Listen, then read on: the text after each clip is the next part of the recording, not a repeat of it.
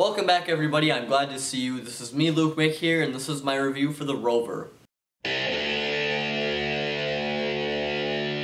So the Rover stars Guy Pearce and Robert Pattinson, and this movie takes place in a wasteland in Australia about a decade or so after a complete economic shattering. Now this movie is basically centered around Guy Pearce, and this guy is a very rugged and hardened man who's been living in this world for a number of years now, and he gets his car stolen by a group of about 3 thugs, and he goes across the entire country, it seems, to get this car back. And you never really know what's so special about this car, because he is a determined man. He wants this car back. You don't know why he wants it. There's just something about it. And he teams up with Robert Pattinson in this movie, and Robert Pattinson's character is a runaway from the law pretty much, and it turns out that he's a brother of one of the guys who stole Guy Pearce's car. So this very unlikely pair have to work together to track down the brother that abandoned his other brother and stole Guy Pearce's car. Hopefully that synopsis wasn't too confusing for you. Now, watching this movie, everything I saw on screen I really liked. It was a very realistic,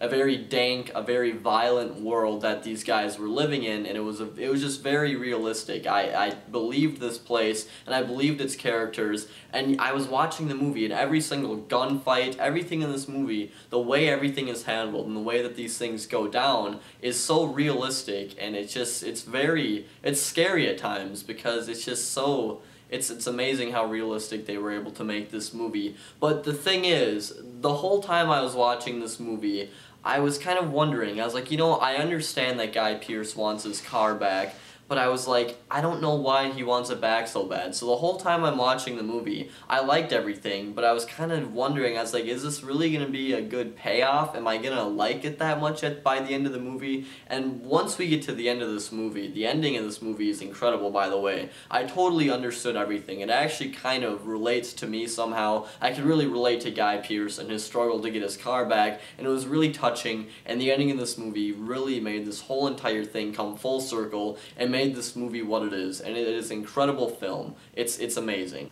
On top of just the very rewarding ending and story in general, the performances from both Guy Pearce and Robert Pattinson are stunning. Guy Pearce, I've always liked this guy as an actor. I love him in Memento, I'm sorry, not Memento.